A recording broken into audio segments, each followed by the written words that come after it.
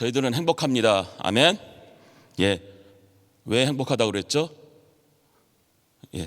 이게 대답이 들려야 되는데, 예. 온라인으로 하는 관계로. 예. 우리는 하나님의 자녀이기 때문에.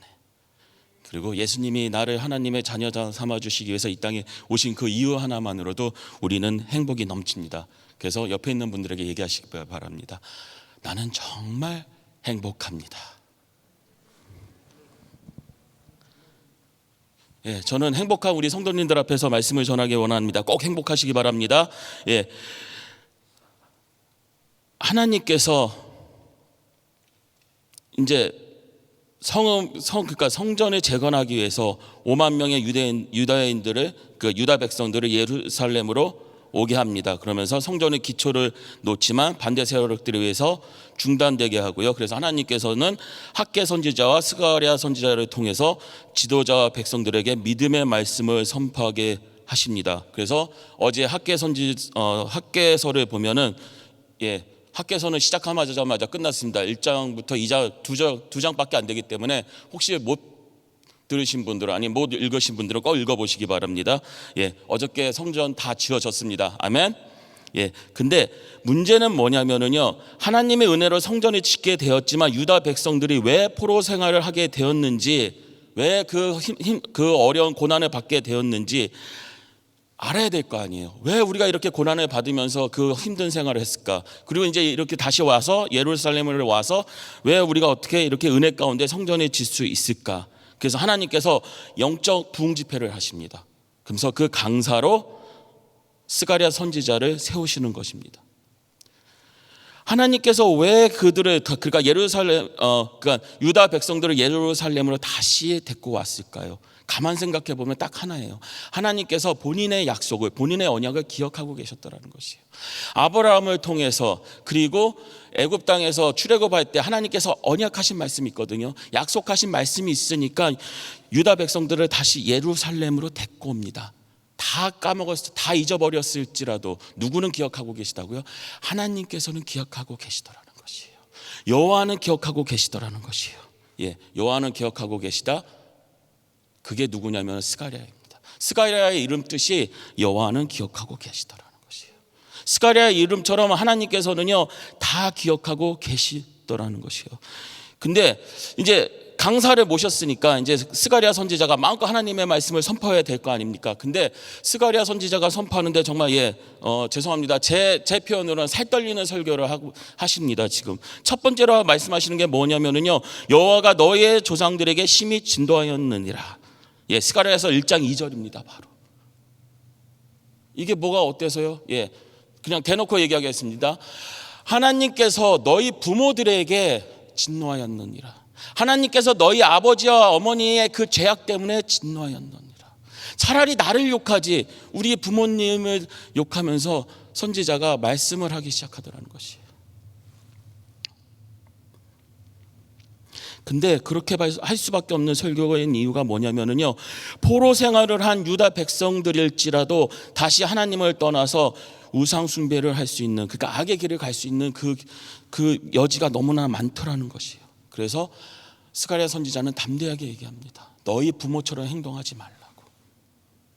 그러면서 또 얘기하는 건 뭐냐면은요, 하나님은 사랑이시라. 하나님의 사랑은 영원하신다고 지금 말씀하고 계십니다. 스가랴에서 1장 5절 볼까요? 너희 조상들이 어디 있느냐? 또 선지자들이 영원히 살겠느냐?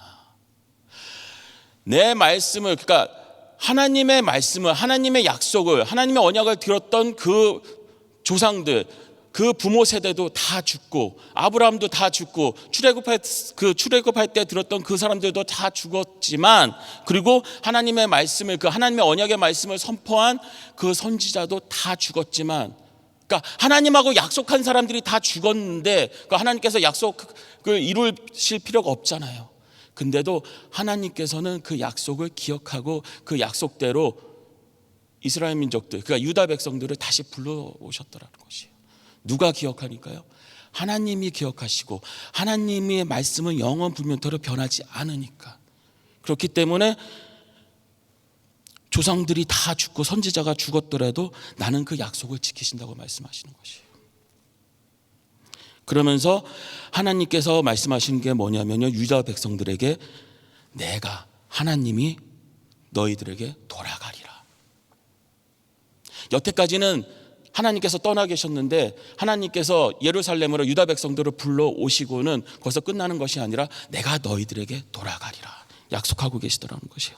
그러면서 돌아온 하나님께서 유다 백성과 함께 하시는 하나님께서 하나님의 백성에게 축복을 주시고 복을 주시고 그리고 그들의 문제를 해결하시는데요. 어떻게 해결하시냐면요, 하나님의 그 백성에게 고난을 준 나라들을 내가 심판하니라고 지금 말씀하고 계시는 것이에요.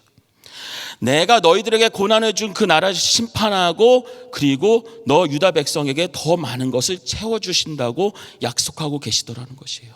스가랴서 1장 15절 볼까요? 아니란 여러 나라들 때문에 심히 진노하나니 나는 조금 노하였거늘 그들은 힘을 내어 고난을 더했습니다. 오늘 말씀 보면은요, 붉은 말이 나옵니다. 자줏빛 말이 나옵니다. 백마를 탄 하나님이 사자가 나옵니다. 그러면서 온 땅을 두루 다니면서 다 관찰했다라는 것이에요. 그러면서 이스라엘 민족이 어떤 포로 생활을 하였는지, 어떤 삶을 살았는지 이미 다 관찰하여서 하나님께 다 고발했다라는 것이에요. 하나님께 다 말씀을 드렸다라는 것이에요. 하나님, 이스라엘 민족들이 이런 고난을 받았습니다. 그래서 그 말에 하나님께서 너무나 노하셨더라는 것이요. 나는 조금 노하였는데 이스라엘 민족들이 그 악을 행할지라도 그 악에 대해서 나는 조금 노하여서 그렇게 고난을 줬는데 그 이스라엘 민족들을 그 나라를 흩어버린 다른 나라들은 너무 많은 고난을 내 백성에게 주었다고 하나님께서 화를 내고 계시더라는 것이요. 그래서 네 개의 뿔, 그러니까 뿔은 힘을 상징하거든요. 네 개의 뿔에 그러니까 네 개의 그 힘을 가지고 있는 권세를 가지고 있는 나라들을 내가 직접 심판하니라 그렇게 말씀하십니다. 그러니까 이스라엘 민족에게 그 고난을 줬던 그 네 개의 나라들을 내가 심판하고 그리고 예루살렘아 내가 너희들에게 다시 부흥을 약속하리라 하면서 말씀을 하시는 거예요. 지금 누가요? 스가랴 선지자가. 1장 17절 같이 읽겠습니다. 그가 다시 외쳐 이르기를 만군의 여호와의 말씀에 나의 성읍들이 넘치도록 다시 풍부할 것이라 여호와가 다시 시온을 위로하며 다시 예루살렘을 택하리라 하라 하니라. 나의 성읍이 하나님의 성읍이 넘치도록 풍부하게 될 것이라는 것이에요. 그러면서 2장 보면은요, 하나님께서 함께 하시는 그 성전이 그 예루살렘이 어떻게 그 놀라운 영광을 바라보게 될지 보여주시는데요. 2장 4절 볼까요? 이르되 너는 달려가서 그 소년에게 말하여 이르기를 예루살렘은 그 가운데 사람과 가축이 많음으로 성곽 없는 성읍이 될 것이라 하라. 새로운 예루살렘은 얼마나 부흥하는지 성곽이 없을 정도라는 것이에요. 성이 있으면 성곽이 꼭 있습니다. 왜? 성을 보호해야 되니까. 근데 그 성곽의 사이즈에 따라서 사람들이 들어갈 수 있잖아요. 1000명이 들어갈 수 있는 성곽이면 1000명이 들어갈 수 있고 10,000명이 들어갈 수 있는 사이즈면 10,000명이 들어갈 건데 그 성곽 자체를 없어버리시겠다는 거예요. 왜? 하나님 보시기에 얼마나 많이 늘어날지 모르기 때문에 성곽 자체를 없어버릴 거라 하십니다. 새로운 예루살렘은 정말 놀라운 부흥이 일어날 것이고요. 성곽이 없을 정도로 사람들이 넘쳐 흘러날 것이라는 것이에요. 그러면서 하나님이 어떻게 예루살렘을 부흥시킬지 보여주는데요. 보면은 2장 6절로 7절 보면은요, 북방 땅 및 바벨론 성에 거주하는 시온아 피하라. 왜? 바벨론은 나의 심판을 받을 것이고 예루살렘은 이제 축복을 받을 것이기 때문에 바벨론 성에 거주하지 말고 빨리 하나님의 성 예루살렘으로 오라는 것이에요.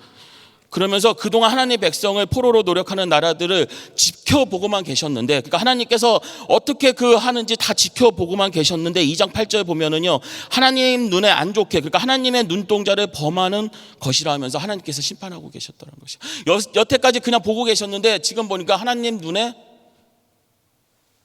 안 좋게 보이셨다는 것이에요. 누구의 눈에요? 하나님의 눈에. 하나님의 눈에. 그래서 하나님께서 직접 손을 쓰십니다.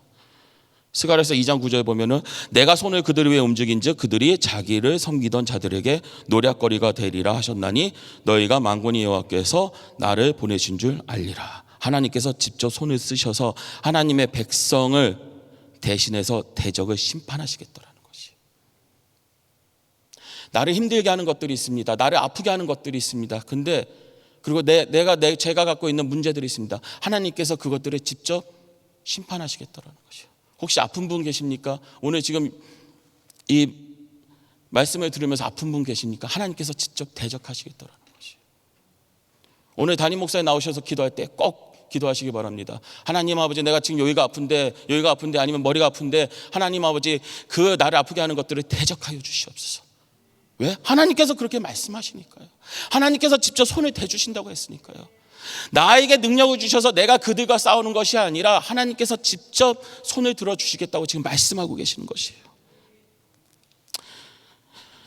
스가랴서 2장 11절 한번 볼까요? 그날에 많은 나라가 여호와께 속하여 내 백성이 될 것이요 나는 내 가운데에 머물리라. 내가 만군의 여호와께서 나를 내게 보내신 줄 알리라.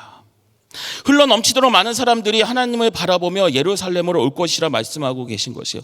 더 중요한 사실은 뭐냐면요, 하나님의 성전은 더 이상 이스라엘 백성들만을 위한 것이 아니라 하나님의 사람들, 하나님께 예배 드리고자 하는 사람들은 하나님의 성전에 누구나 예배 드리러 들어올 수 있고 하나님의 영광을 바라볼 수 있더라는 것이에요. 이제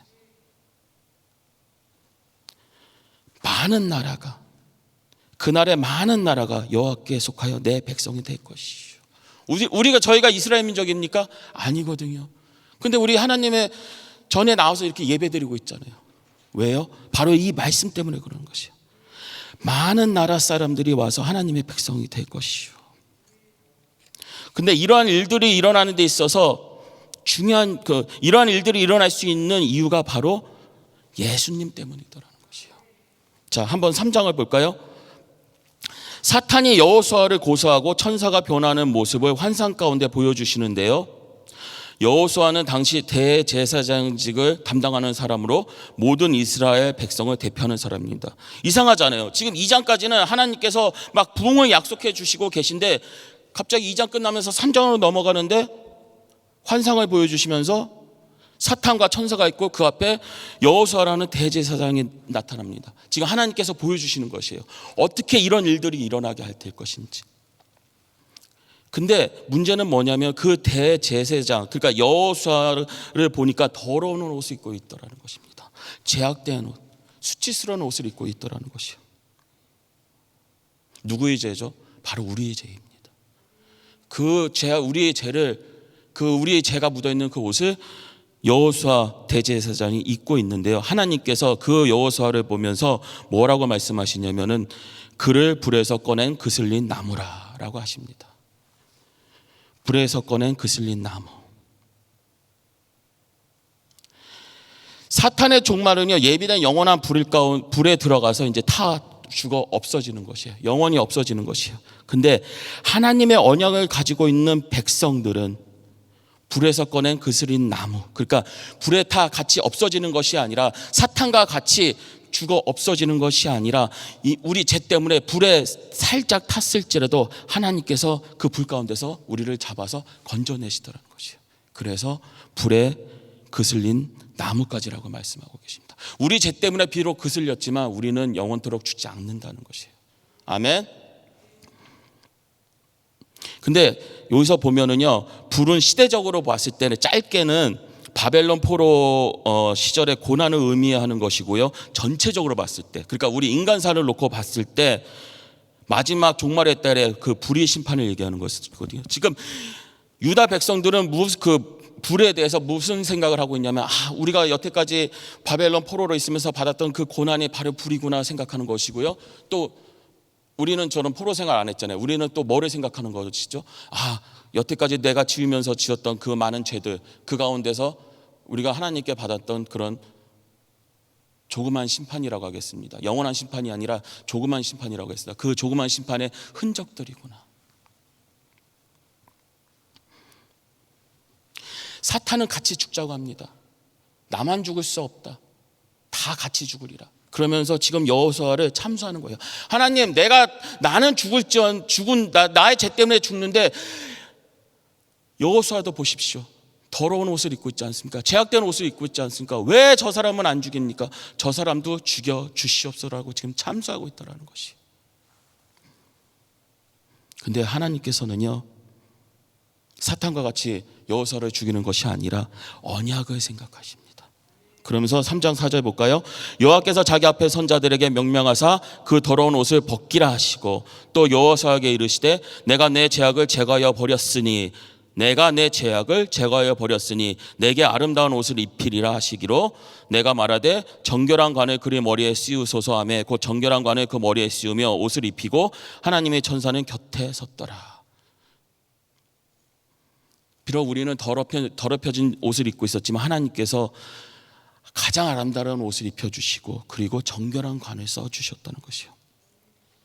그러면서 하나님께서 말씀하시는 것이 저희들에게 말씀하시는 것이 3장 7절입니다. 만군의 여호와의 말씀을 내가 만일 내 도를 범하며 내 규례를 지키면 내가 내 집을 다스릴 것이요 내 뜰을 지킬 것이며 내가 또 너로 여기 섰는 자들 가운데에 왕래하게 하리라. 우리 죄를 용서해 주셨습니다. 정결한 관을 씌우게 하셨습니다. 그리고 거기서 끝나는 것이 아니라 내 집을 다스릴 것이요 내 뜰을 지킬 것이라. 내 집을 다스릴 권세를 주시고 내 뜰을 지킬 권세를 주시더라는 것이에요. 누구에게요? 하나님께 예배 드리는 자들, 하나님 말씀대로 살고자 노력하는 자들에게는 하나님의 통치권에 들어올 수 있도록 해주신다는 것, 하나님과 함께 통치할 수 있도록 해주시더라는 것이에요. 내 집을 다스릴 것이요. 하나님의 집을 다스린대요. 누가요? 아름다운 옷을 입고 정결한 머리에 관을 쓴 사람들이, 하나님의 자녀들이, 하나님께 예배 드릴 수 있는 사람들이. 자, 여기 보면 여호수아가 나오잖아요. 히브리어입니다. 히브리 그 여호수아의 축약형의 예슈아거든요. 근데 그거를 그리스어로 헬라어로 옮긴 게 바로 예수예요. 여기서 보면 여호수아라고 나오는데 가만 보니까 여호수아가 예수더라라는 것이에요. 예수님이 우리를 위해서 더러운 옷을 입으셨는데 십자가의 보혈로 그 옷이 다 깨끗하게 되었고, 예수님은 하나님의 아들이잖아요. 예수님 때문에 우리가 정결한 관을 쓰게 되었다는 것이에요. 하나님의 자녀가 되는 놀라운 권세를 얻게 되었다는 것이에요. 거기서 끝나는 것이 아니라 하나님의 그 놀라운 통치할 수 있는 그 능력을, 권한을 우리에게 함께 주셨더라는 것이에요. 같이 통치하자. 내 집을 다스리라. 얼마나 멋있습니까? 같이 통치하시는 하나님의 자녀들 되시기 바랍니다. 오늘 한 구절 말씀은요, 스가랴서 2장 5절입니다. 여호와의 말씀에 내가 불로 둘러싼 성곽이 되며 그 가운데에서 영광이 되리라. 하나님께서 영광이 되리라고 하십니다. 불로 둘러싼 성곽에서. 하나님의 자녀는요, 하나님 앞에 나와 예배를 드릴 때 하나님의 영광을 볼 수 있게 되어 있습니다. 물론 그냥 길거리 걸어가면서도 하나님의 영광을 볼 수 있겠죠. 하지만 특별히 하나님의 자녀들이 하나님의 영광을 바라볼 수 있는 곳은 바로 하나님께 예배 드릴 때라는 것이에요. 어떻게 해요? 신령과 진정으로 예배 드릴 때. 비록 우리는 더러운 죄 가운데 있을지라도 예수님 때문에 하나님의 성전에 들어올 수 있게 되었고요, 하나님의 영광을 볼 수 있게 되었다는 것이에요.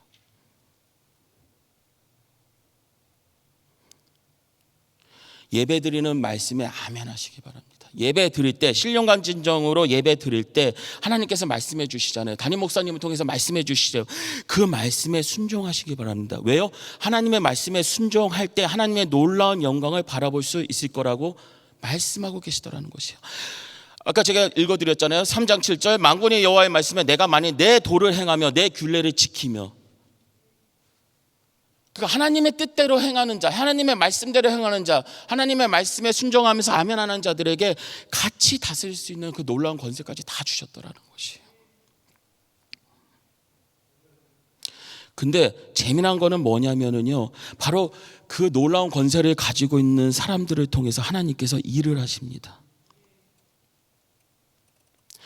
예루살렘에 사람과 가축이 너무 많아져서 성곽 없는 성읍이 될 것이라고 말씀하셨잖아요. 근데 그러니까 지금 현재 이스라엘에 있는 예루살렘을 바라보시기 바랍니다. 그렇게 됐나요? 그렇게 되지 않고 있잖아요. 하나님께서 여기서 얘기하는 예루살렘은 뭐냐면요, 바로 영적인 예루살렘을 얘기하십니다. 하나님의 나라를 말씀하고 계신 것이에요. 그러니까 이 땅에 있는 그 예루살렘을 말씀하시는 게 아니라 하나님께서 말씀하시는 여기에 있는 예루살렘은 바로 하나님의 나라를 말씀하고 있어요. 하나님의 백성들이 와서 예배드리는 그 하나님의 나라를 말씀하고 계신 것이에요. 근데 그 통치함에 자꾸 많은 사람들이, 모든 사람들이 그 영적인 예루살렘에 그 하나님의 성전에 가득 넘치도록 자꾸 밀려오는데, 바로 이 일에 동역자로 쓰임받는 사람들이 있는데 바로 하나님 말씀에 순종하는 우리더라는 것이에요. 바로 나라는 것이에요.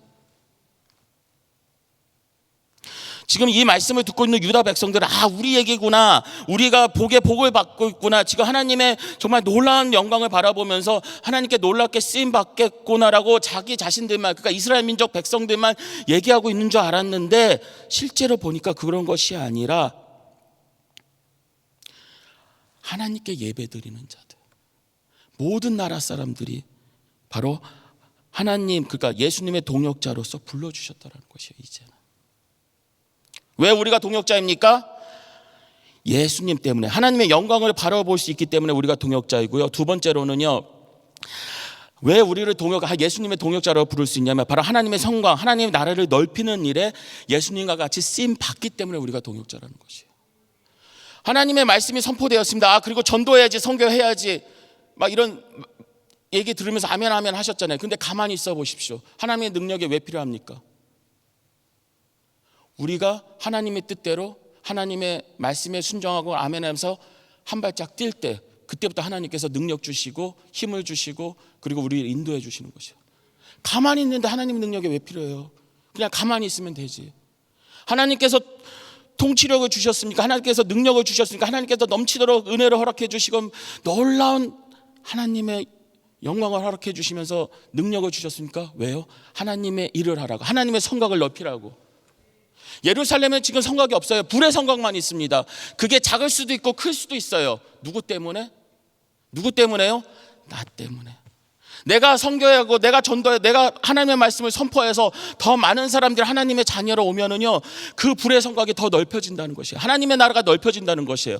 그렇기 때문에 어디 가서 당신은 누구십니까? 나는 예수님을 믿는 사람입니다. 예수님이 나의 주님입니다. 그리고 나는 예수님의 동역자입니다라고 선포할 수가 있는 것이에요. 근데 가만히 계시면요, 물론 그것도 좋습니다. 하나님의 자녀입니다라고 얘기할 수 있으니까. 하나님의 일에 동참할 때, 하나님의 그 성곽을 넓히는 일에 함께할 때 우리는 담대하게 우리는 예수님의 동역자입니다라고 선포할 수 있는 것이더라는 거예요. 그런 이런 말을 할 때 분명히 누군가 얘기할 것입니다. 지금 코로나 때문에 전도도 못 하는데요, 선교도 못 하는데요. 재미난 사실은 저는 23그룹을 섬기고 있는데요, 우리 그룹장님 저 만나잖아요. 한 달에 한 두세 번 꼭 만납니다. 만날 때마다 얘기하는 게 뭐냐면, 우리 파나마 선교 가야 되는데, 우리 파나마 선교 준비해야 되는데. 작년에 갔다 왔습니다. 원래 올해도 가려고 했는데 못 갔거든요, 그 코로나 때문에.